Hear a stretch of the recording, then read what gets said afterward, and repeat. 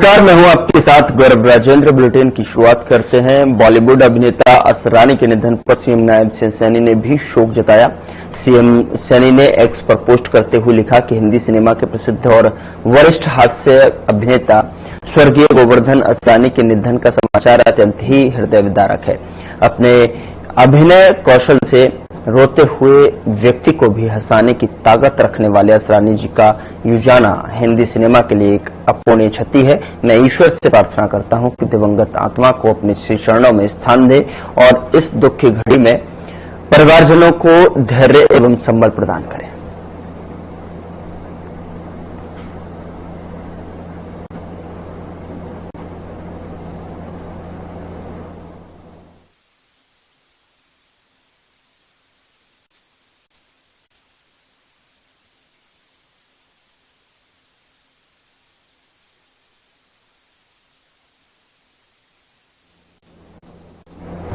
उधर फरीदाबाद के सेक्टर 7 में कैबिनेट मंत्री विपुल गोयल ने मूलभूत सुविधाओं का उद्घाटन किया। 2 करोड़ की लागत से सीवर लाइन, इंटरलॉकिंग सड़कों का निर्माण होगा और साथ ही इस मौके पर कैबिनेट मंत्री विपुल गोयल ने कहा कि फरीदाबाद में विकास की कोई कमी नहीं रहेगी। मुख्यमंत्री नायब सिंह सैनी के नेतृत्व में पूरे हरियाणा में चौमुखी विकास हो रहा है।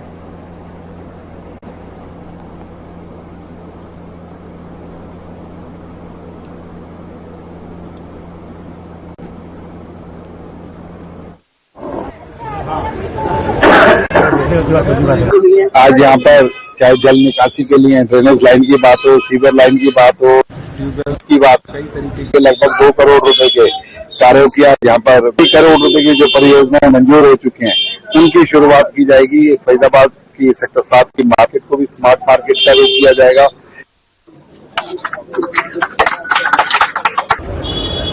अपने प्रधानों से लिखा है,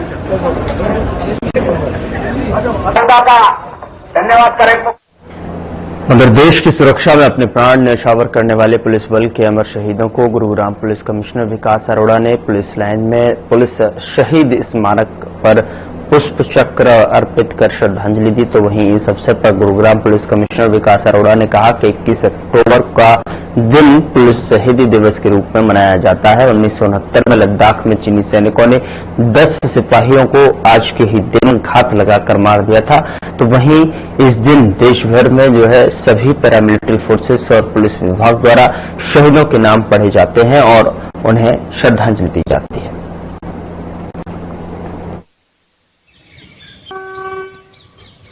हर साल शहीदी दिवस की पुलिस शहीदी दिवस के रूप में मनाया जाता है। 1959 में 21 अक्टूबर को जब सीआरपीएफ की एक कंपनी भारत तिब्बत सीमा पे गश्त कर देते हुए चीनी सेना के साथ उसकी मुठभेड़ हुई और हमारे 21 ही केवल जवान थे वहां पे और उनमें से उन्होंने बहुत ही बहादुरी से चीनी सेना का मुकाबला किया और उनको रोक दिया और उसमें हमारे 10 सीआरपीएफ के जवान शहीद हुए थे।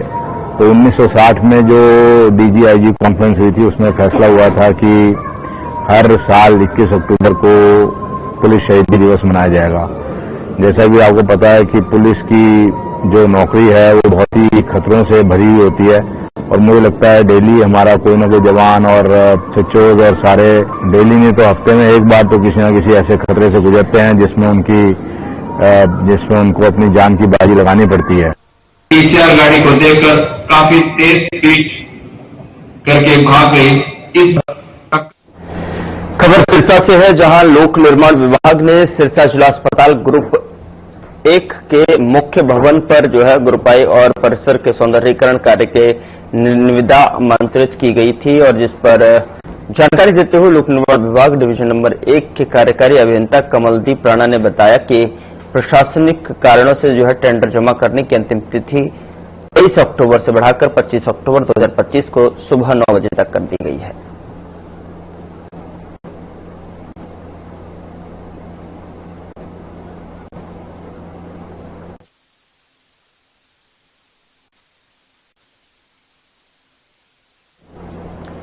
तो सौंदर्यीकरण कार्य के लिए निविदा आमंत्रित किया गया है और ऐसे में जो है जहां पर कार्यकारी अभियंता ने जानकारी देते हुए बताया कि किस तरीके से जो है निविदा को आमंत्रित किया गया है। टेंडर जमा करने की तिथि बढ़ा दी गई है कार्यकारी अभियंता ने इसके बारे में जानकारी दी है कि टेंडर जमा करने की जो अंतिम तारीख थी वो बढ़ गई है और ऐसे में जो है सौंदर्यीकरण कार्य के लिए निविदा आमंत्रित है।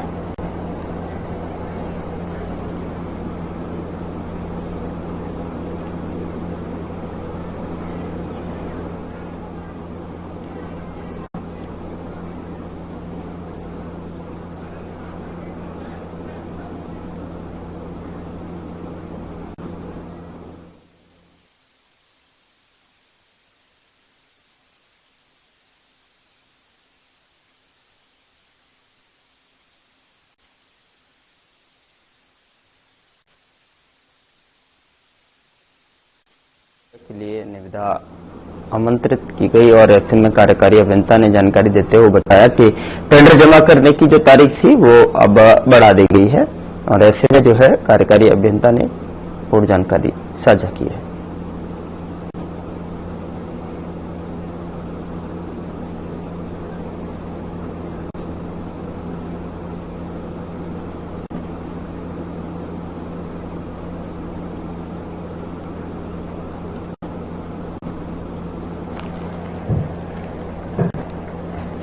यमुनानगर के कन्हैया चौक के समीप स्थित हरियाणा वेयर हाउसिंग निगम के गोदाम के बाहर रखे गए बारदाने में अचानक आग लग गई, जिससे इलाके में हड़कंप मच गया। घटना की सूचना मिलते ही स्थानीय लोगों ने फायर ब्रिगेड को सूचना दी, जिसके बाद दमकल विभाग की 3 गाड़ियां मौके पर पहुंची और कड़ी मशक्कत के बाद आग पर काबू पाया गया। राहत की बात यह रही कि इस घटना में किसी प्रकार की जनहानि या बड़े पैमाने पर संपत्ति का नुकसान नहीं हुआ।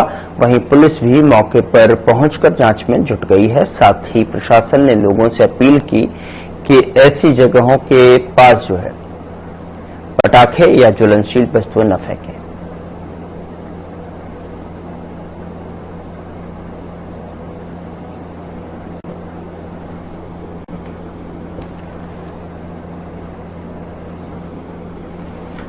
फायर ब्रिगेड ने आग पर काबू पाया है और मौके पर पुलिस को सूचना दी गई। पुलिस और दमकल विभाग यहां पर सूचना मिलते ही मौके पर पहुंचा और जो है कड़ी मशक्कत के बाद आग पर काबू पाया गया।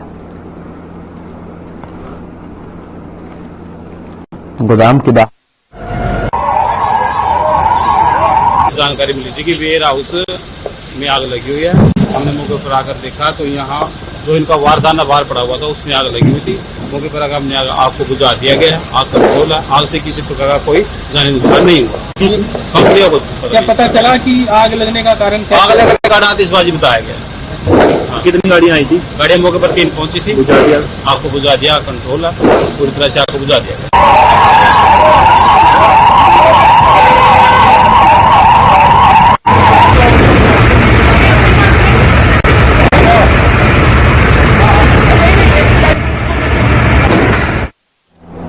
प्रदेश के खेल मंत्री गौरव गौतम और भाजपा के जिला अध्यक्ष विपिन बैसला और प्रशासनिक अधिकारियों के साथ में जिले के सभी चौराहों का सौंदर्यीकरण को लेकर नैरल फोर्ड का शिलान्यास किया गया। और साथ ही आपको बता दें कि प्रदेश के खेल मंत्री गौरव गौतम का सपना है कि इस तरह अब जिले के चौराहों पर संस्कृति की विरासत को बचाते हुए विशाल रूप से मूर्तियां बनाई जाएंगे।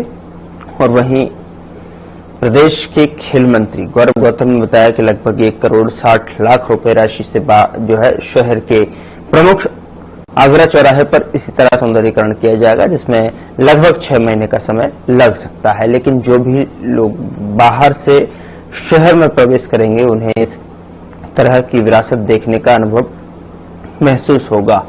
बहुत जल्द शहर के सौंदर्यीकरण को लेकर आगे भी बेमिसाल काम किए जाएंगे।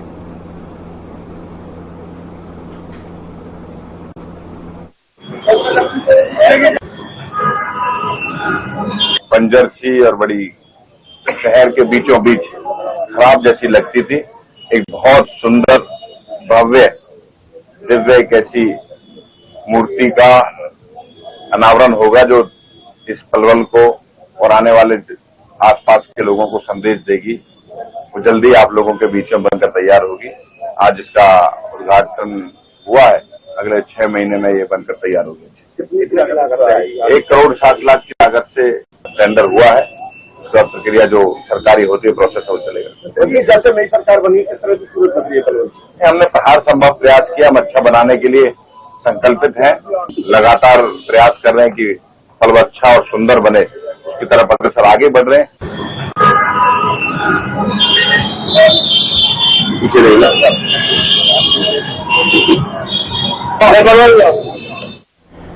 उधर आम आदमी पार्टी के प्रदेश अध्यक्ष सुशील गुप्ता और डॉक्टर रजनीश जैन आज एएसआई संदीप लाठर की मौत के बाद उनके घर सांत्वना देने पहुंचे और परिजनों से मिलकर जो है दुख व्यक्त किया। उन्होंने जो है बातचीत करते हुए कहा कि यह अधिकारी पूरे परिवार का पालनहार था और इसके पीछे इसकी 5 बहनें भी हैं और पूरा परिवार रह गया। सरकार ने जो वादा किया परिवार से किया है उसे जल्द पूरा करे ताकि परिवार का पालन पोषण समय पर हो सके। साथ ही सरकार का पूरा फेलियर प्रदेश में नजर आ रहा है। इस प्रकार अधिकारियों की आत्महत्या करना साफ तौर पर सरकार का फेलियर है और पूरे घटनाक्रम की समय रहते जो है जांच की जाए।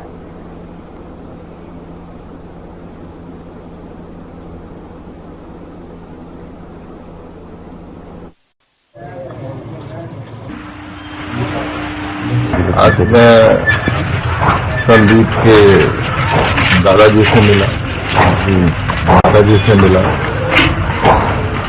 उनकी धर्मपत्नी से मिला, उनकी बहनों से मिला, कई बहनों का अकेला था। पिताजी पहले चले गए, परिवार को देखने वाले, बच्चों को देखने वाले बच्चे और कुछ नहीं। ऐसे में सरकारों को, समाज को, परिवार का जो भी मदद कर सकते हैं मदद करनी चाहिए। हालांकि सरकार ने एक नौकरी की और सारी सहायता की बात बोली है, परंतु इसको जल्द से जल्द ऐसा कुछ सिस्टम बने के परिवार हुए। मैं ये कहूंगा कि 100% सरकार का फेलियर। सरकार को ऐसी नौबत नहीं आने देनी चाहिए थी कि संदीप लाठर को यहां तक पहुंचा।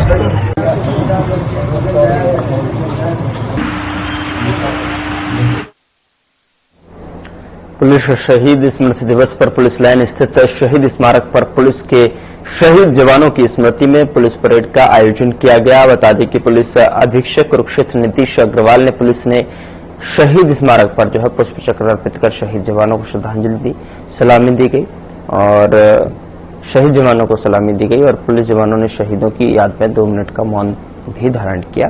शहीदों को नमन करते हुए राष्ट्रीय ध्वज और हरियाणा पुलिस के ध्वज को जो है आधा झुकाकर शहीदों को श्रद्धांजलि दी गई।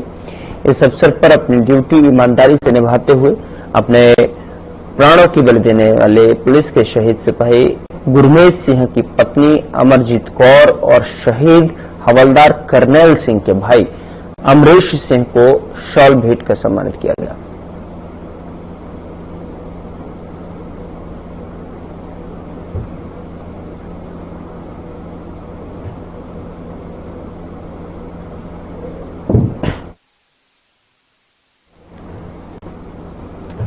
एसपी की अध्यक्षता में श्रद्धांजलि सभा का आयोजन किया गया जहां पर शहीदों को याद कर उनको श्रद्धांजलि अर्पित की गई। तो ये जो आयोजन है एसपी की अध्यक्षता में आयोजन किया गया और यहां पुष्प चक्र अर्पित कर जो है शहीदों के प्रति शोक व्यक्त किया गया। 2 मिनट का मौन विदारण किया गया। साथ ही उनको याद करते हुए पुलिस स्मृति दिवस पर शोक सभा का आयोजन किया गया जहां पर एसपी की अध्यक्षता में इसका आयोजन हुआ है। शहीदों को याद कर उनको श्रद्धांजलि अर्पित की गई।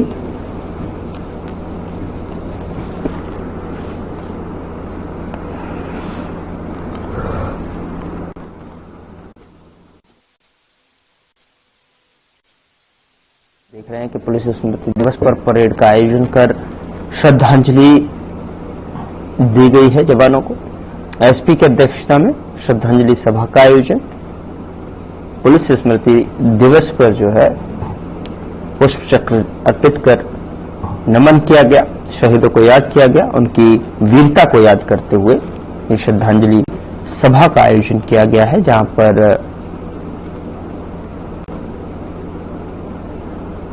पुलिस के जवानों ने वीरगति को प्राप्त हुए पुलिस जवानों को जो है श्रद्धांजलि दी गई है। एसपी की अध्यक्षता में इस श्रद्धांजलि सभा का आयोजन किया गया।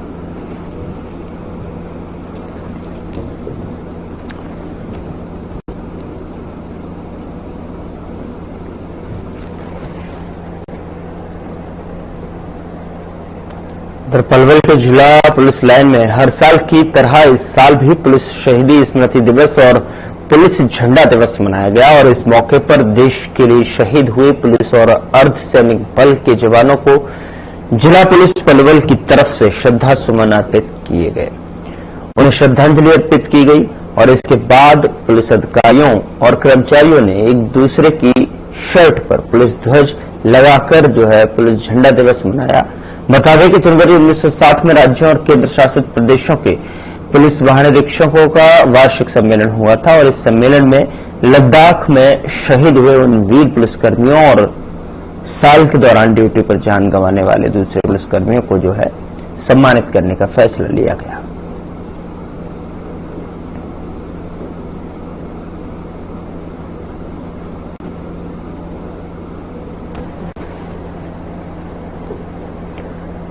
इस दीपावली फरीदाबाद में इतिहास रच दिया है। दरअसल आपको बता दें कि यहां वेस्ट वैल्यू कल्चर से जो है मूल्य की अवधारणा के तहत में स्क्रैप मटेरियल से बनाया गया 15 फीट ऊंचा दीपक अब Guinness book of world records में दर्ज हो चुका है।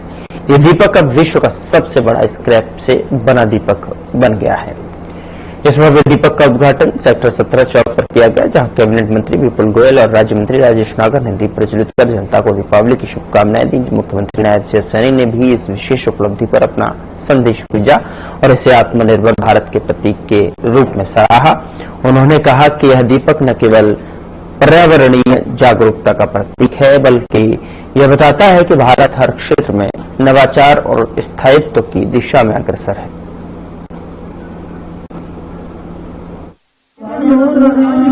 कि waste to energy, waste to wealth, waste to value के साथ साथ वेस्ट को हम किस तरीके से उपयोग कर सकते हैं, उसका आज बीता जाता उदाहरण ये आशादीप हम लोगों ने यहाँ पर शुरू किया है।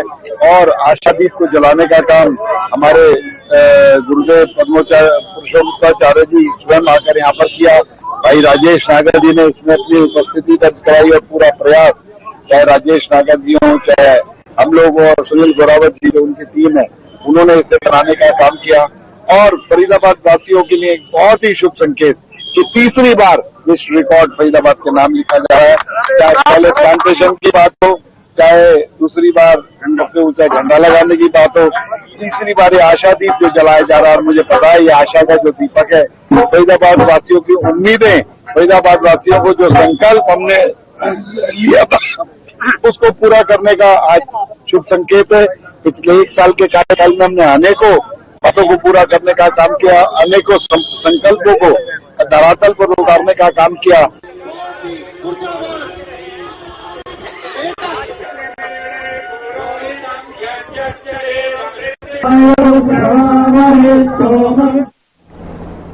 जुराना कस्बे के वार्ड 4 निवासी दिवंगत एएसआई संदीप लाठर के परिजनों से मंगलवार को राज्य के पंचायत राज और खनन मंत्री कृष्णलाल पवार सांत्वना देने पहुंचे। उन्होंने परिवार को न्याय दिलाने का भरोसा दिलाया और साथ ही उन्होंने कहा कि इस दुख की घड़ी में परिवार को शक्ति मिले और परमपिता परमात्मा दिवंगत को अपने चरणों में स्थान दें।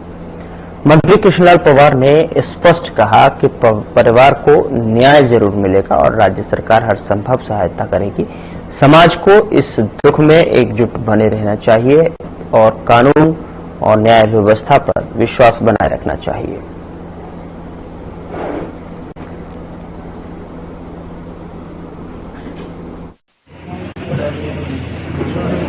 संदीप इंसिडेंट के बाद आज परिवार में शोक करने के लिए आया था। मैं परमपिता परमात्मा से प्रार्थना करता हूँ उसको अपने चरणों में स्थान दे और इस दुख से जो परिवार और सगे संबंधियों को जो दुख पहुंचा है उसको दुख सहन करने की शक्ति प्रदान करे। परिवार आपसे न्याय की मांग कर रही है, क्या कहेंगे? इसके लिए पहले दिन भी माननीय मुख्यमंत्री जी ने और हम खुद मंत्री नागलाल जी ने परिवार को विश्वास दिलाया था मेरे साथ नीलपाल ढांडा के श्रीमती चौधरी जी डिप्टी स्पीकर और हमारे रणजीत गंगवा जी, हम सभी मंत्री आए थे। पूरा एडमिनिस्ट्रेशन का तो सरकार की तरफ से आश्वासन दिया था कि न्याय मिलेगा। फतेहाबाद पुलिस लाइन शौर्य, त्याग और बलिदान की अनगिनत कहानियों को लेकर साक्षी बनी हुई है, जहां पर पुलिस स्मृति दिवस के अवसर पर एक भावनाओं से ओतप्रोत श्रद्धांजलि समारोह का आयोजन किया गया। कार्यक्रम की अध्यक्षता पुलिस अधीक्षक सिद्धांत जैन आईपीएस ने की और उन्होंने हरियाणा के वीर सपूतों सहित जो समस्त पुलिस शहीदों के चरणों में श्रद्धासुमन अर्पित किए, उनके अमर बलिदान को नमन किया। इस अवसर पर जो है एसपी जैन ने फतेहाबाद जिले के वीर शहीदों का विशेष रूप से स्मरण किया। साथ ही उन्होंने कहा कि आतंकी घटनाएं, दंगे, प्राकृतिक आपदाएं या फिर महामारी, हर संकट की घड़ी में सबसे पहले पुलिस ही मोर्चा संभालती है और जन सुरक्षा जो है सुनिश्चित करती है। कोरोना महामारी के दौरान फतेहाबाद पुलिस द्वारा निभाई गई भूमिका इसका ज्वलंत उदाहरण है।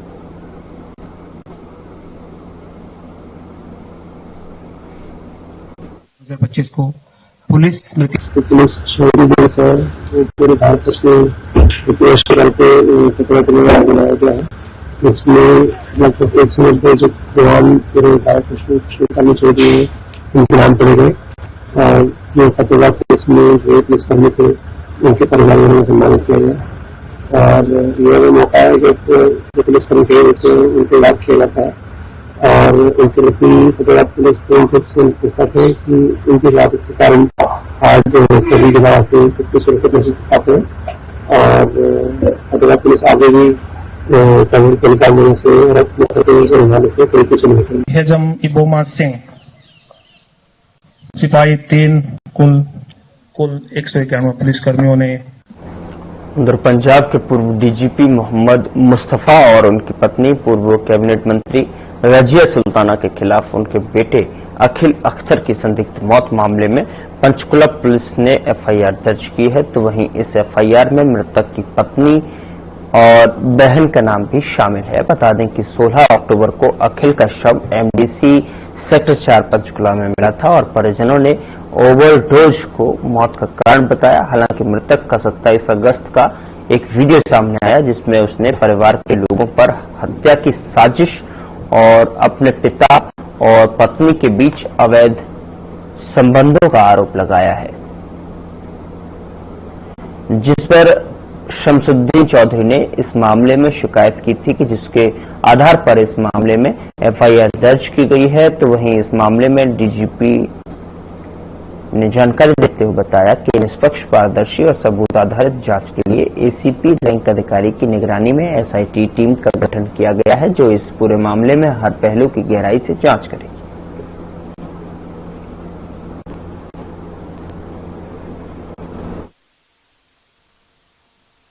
मैम, ये जो पंजाब के पूर्व डीजीपी हैं मोहम्मद मुस्तफा सर, उनके बेटे अखिल अख्तर, उनकी 16 तारीख अक्टूबर को डेथ हो गई थी। फैमिली की तरफ से पुलिस को इंटीमेट किया गया था कि हमने जब रूम खोला तब वो मृत अवस्था में मिले हैं एंड उस टाइम पर कोई फाउल प्ले सस्पेक्टेड नहीं था, जो फैमिली की स्टेटमेंट में रिकॉर्ड किया गया। जो हमारा प्रोसीजर रहता है, हमने पोस्टमार्टम करा के फैमिली को बॉडी हवाले कर दी थी। आज 27 अगस्त 2025 है एंड फरीदाबाद में 2 जगह पत्रकारों पर हमला हुआ, जिस पर थाना एसडीएम नगर एसएचओ रणवीर सिंह ने पत्रकारों से बात करते हुए खुलासा किया है कि पहले पत्रकार मुकेश राजपूत और मोनू के साथ सेक्टर 8 चौकी इलाके में रोड रेज के दौरान बाइक सवार 2 बदमाशों ने हमला किया था, जिसमें हमलावरों ने दोनों पत्रकारों को लहूलुहान कर दिया। बाद में घायल पत्रकार सिटी स्कैन कराने के लिए बल्लभगढ़ सिविल अस्पताल पहुंचे, जहां अस्पताल में कवरेज करते समय बदमाशों ने जो है फिर से योजनाबद्ध तरीके से हमला किया। तो वहीं मौके पर पहुंची पुलिस ने सिविल अस्पताल से 5 हमलावरों को धर दबोचा और आरोपियों के खिलाफ कानूनी धाराओं के तहत मुकदमा दर्ज कर उन्हें कोर्ट में पेश किया।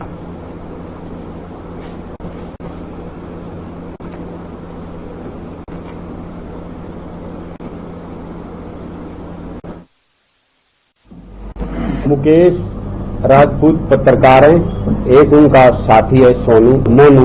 ये दोनों अपनी गाड़ी से सेक्टर 12 से बल्लभगढ़ अपने घर जा रहे थे। रास्ते में घर जाने के रास्ते में बल्लभगढ़ जो फ्लाईओवर है उससे नीचे इन्होंने लेफ्ट साइड में सर्विस लेन पर जाना था। तो हमारी जांच पड़ताल में पता लगा है ये पत्रकार जो महोदय थे उन्होंने इंडिकेटर वगैरह दिया हुआ था। ये होने के बावजूद दो नौजवान लड़के आते हैं स्पीड से और उनके जो है रोंग साइड से ओवरटेक करके उनके आगे क्योंकि उनको पुल पर चढ़ना था। तो इस दौरान जो है ना एक्सीडेंट होते होते बचा। तो इस दौरान फिर वो दोनों पक्ष वहां इकट्ठे हुए। तो जब पत्रकार जो अपने मुकेश राजपूत जी हैं उन्होंने कहा भाई आपने ऐसी गलती क्यों की, नियम के अनुसार चलना चाहिए। तो वहां उसमें उन्होंने गाली दी और फिर उनसे उनके साथ मारपीट की। उसके सर में चोट लगी हुई थी मुकेश राजपूत को, गहरी चोट है सर में। और चोट के कारण वो जो उसका साथी है उसको सिविल हॉस्पिटल जो बल्लभगढ़ पड़ता है वहां ले गए। फिलहाल बुलेटिन में इतना ही। नमस्कार।